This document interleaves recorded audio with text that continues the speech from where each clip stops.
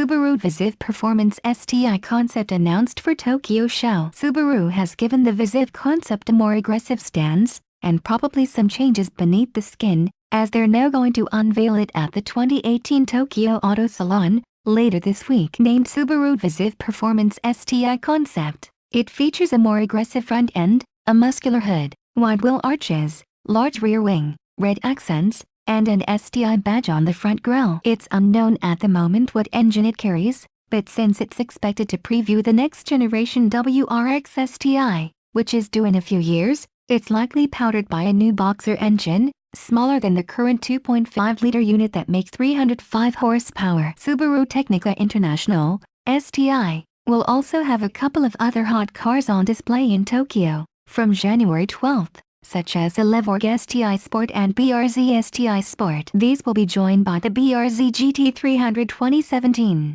WRX STI and BR Challenge 2016, Legacy RS 1993 New Zealand Rally, and Impreza 555 1996 San Remo Rally Racers. The WRX STI S208, a track-ready version of the car aimed solely at the Japanese market, will sit under the spotlight of the event as well.